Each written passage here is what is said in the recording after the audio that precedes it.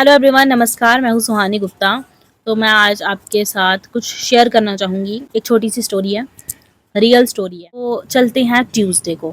Tuesday को क्या होता है, मेट्रोलॉजिकल डिपार्टमेंट द्वारा ये वार्निंग हर जगह दी जाती है कि लैंडस्लाइड हो सकती है, तवी का वाटर लेवल जो है वो राइज हो सकता है।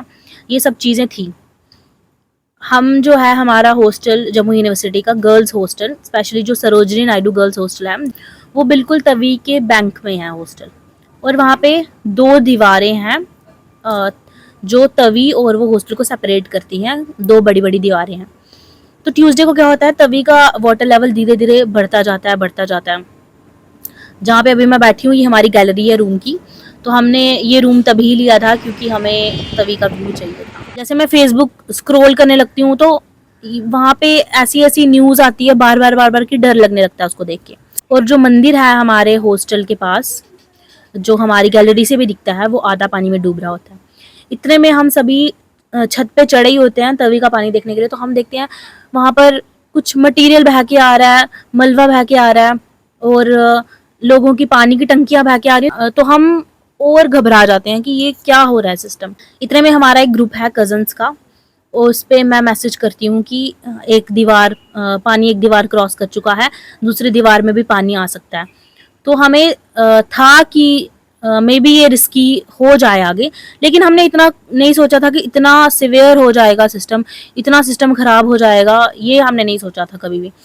तो ये मैंने सिबलिंग्स ग्रुप में, कजन्स ग्रुप में मैसेज करती हूँ और वहीं पे नेट जो है वो बंद हो जाता है। इंटरनेट कनेक्टिविटी रामनगर की ख़त्म हो जाती है। इंटरनेट कनेक्टिविटी ख़त्म हो जाती है। जब मैं वो देखती हूँ, मैं जल्दी जल्दी अपने घर पे कॉल करती हूँ और उनको बताती हूँ कि मैं किसी दूसरे हॉस्टल जा रही हूँ।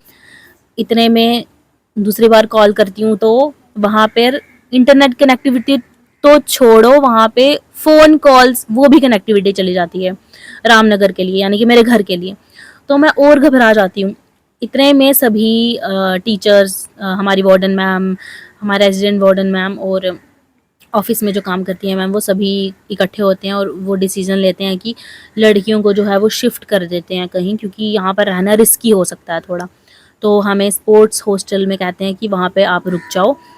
इतने में मुझे कुछ एबीवीपी के कार्यकर्ताओं के भी कॉल आते हैं, मुझे पापा के दोस्तों के कॉल आते हैं, मुझे मेरे रिश्तेदारों के कॉल आते हैं जो जम्मू में रहते हैं। लेकिन मैं उनके घर भी नहीं जा पाती क्योंकि सभी ब्रिजेस और सभी कनेक्टिविटी ही टूट जाती है। तो मैं लिटरली बहुत परेशान हो जाती हूँ। इतने में मेरी रूममेट है, उसका रिलेटिव का घर है कहीं ग्रेटर कैलाश वाली साइड। तो वो मुझे अपने साथ ले जाती है रूम में, और चीज़ें धीरे धीरे धीरे, हम बस दुआ करते हैं कि चीज़ें नॉर्मल हो जाएं धीरे धीरे।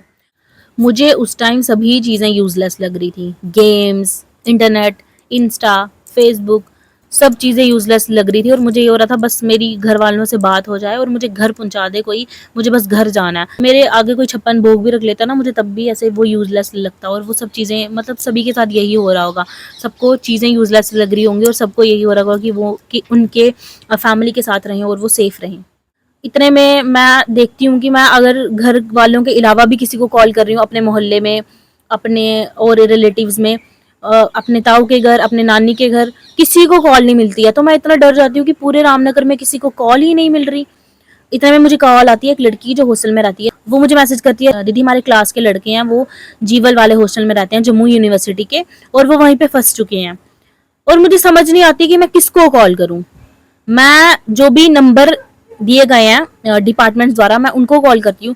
कुछ का नंबर बिजी आता है और कुछ का नंबर जो है वो मिलता ही नहीं है, और मैं बहुत परेशान हो जाती हूँ, मैं क्या करूँ। फिर मुझे याद आती है एबीवीपी। एबीवीपी याद आती है क्योंकि एबीवीपी हमेशा लोगों की हेल्प करने के लिए रेडी रहती है। इतने में मुझे कॉल आती है कि हम जाते हैं और हम देखते हैं उनके हॉस्टल में, उनको बचाने का प्रयास करते हैं, टीम्स को कॉल करते हैं। ठीक है, उनसे बात हो जाती है। इतने में मेरे दोस्त ये जो जीवल में हॉस्टल में रहता है, और उसका ये मैसेज आता है, हमारे हॉस्टल के 2 फ्लोर डूब चुके हैं, ग्राउंड फ्लोर और फर्स्ट और फ्लोर। उसका ये मैसेज सभी सुन डूब के चुके मैं ऐसे हो जाती हूँ कि यार इतनी बुरी हालत हो गई जम्मू की, ये क्या हो रहा है, और बस हम दुआ कर रहे हैं कि सब ठीक हो जाए। फिर मैं पूरी रात घर वालों को कॉल्स करती रहती हूँ, लेकिन वो कॉल नहीं लगती। फिर मैं इंस्टा पर डाल देती हूँ कॉमन की, अगर किसी भी रामनगर से किसी का भी कांटेक्ट होगा तो प्लीज़ मुझे बताना। तो मुझे बहुत से बच्चे जो बाहर पढ़ रहे हैं उनके मैसेजेस आते हैं कि हमारी भी बात नहीं हो पा रही है, क्या करें, किसी की बात नहीं हो पा रही है। इतने में मुझे एक लड़की का कॉल आता है कि मेरी घर पे बात हुई 11 बजे के करीब और घर पे सब ठीक है। फिर मैं थोड़ी रिलैक्स हो जाती हूँ। फिर मैं निरंतर फिर भी कॉल्स करने का प्रयास करती रहती हूँ और जब मैं कॉल करती हूँ तो अचानक मेरे मामू की कॉल मिल जाती है और फिर मैं मामू को बोलती हूँ कि अभी जाकर घर पे बताओ कि मैं ठीक हूँ।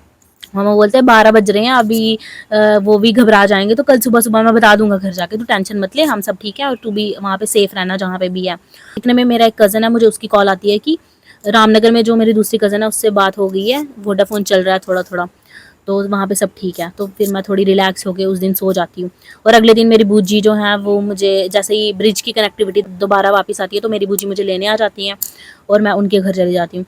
लेकिन वो 2-3 दिन इतने इतने बुरे बीते जम्मू के लिए। और जैसे कि मैं देख रही थी गुज्जर नगर वाली साइड और जो भी तवी के बैंक पे जितने भी लोग रहते हैं, इतनी प्रलय हुई है, इतना नुकसान हुआ है लोगों का। और मैं जब हॉस्टल के कपड़े पैक कर रही थी, जब उन्होंने कहा कि हॉस्टल विकेट करो, मैं तो हॉस्टल में रहती हूँ ना, और मुझे फिर भी अपना सामान छोड़ते हुए इतना रोना आ रहा था कि मैं क्या लेके जाऊं और क्या छोड़ूं। तो जो जिनका घर चले गए वो क्या सोचते होंगे और वो क्या लेके जाते होंगे और वो क्या छोड़ के जाते होंगे, मतलब वो अपनी गृहस्थी जीरो से कैसे स्टार्ट करेंगे। जब भी कोई प्राकृतिक आपदा आती है, नेचुरल डिजास्टर होता है, तब तब लोगों पे बहुत नाइंसाफ़ी होती है लोगों के साथ, लिटरली। मतलब अपना कोई घर कैसे छोड़ सकता है, अपना कोई कंफर्ट ज़ोन कैसे छोड़ सकता है, अपना सामान कैसे छोड़ सकता है। हमें सामान छोड़ते हुए इतना दुःख हो रहा था, तो उनका तो घर है, वो कैसे छोड़ के गए होंगे बेचारे। तो ये सब होता है। इतने में 2-3 दिन रामनगर में कोई कनेक्टिविटी नहीं, कोई कुछ नहीं। मेरे घर वालों से बात हो रही है पर बहुत मुश्किल से हो रही है। ना वहाँ पे बिजली, ना वहाँ पे पानी, ना वहाँ पे इंटरनेट, ना वहाँ पे फ़ोन कॉल्स। और फ़ोन कॉल्स जो होती भी थी वो बेचारे टंकी पे चढ़ते थे और फिर जाके बात करते थे, तो फिर जाके हमारी बात होती थी। तो फिर अभी तो ख़ैर धीरे-धीरे सिचुएशन सब नॉर्मल हो रही है और आगे भी मौसम ख़राब है, लेकिन मैं चाहती हूँ कि धीरे-धीरे सिचुएशन जो है वो नॉर्मल हो जाए। तो ये थी स्टोरी, मतलब एक्सपीरियंस था काफ़ी। हम जम्मू वालों ने वॉर देख ली, फ्लड देख लिए, मतलब क्या-क्या नहीं देखा हम जम्मू वालों ने। बस अब यही प्रार्थना है कि अब हम सेफ रहें।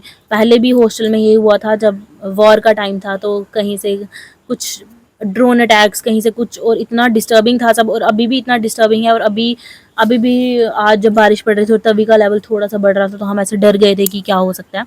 लेकिन फ़िलहाल सब ठीक है और भगवान करे कि आगे भी सब ठीक रहे। तो ये थी स्टोरी। मैं मिलती हूँ आपसे कभी और चलिए, बाय।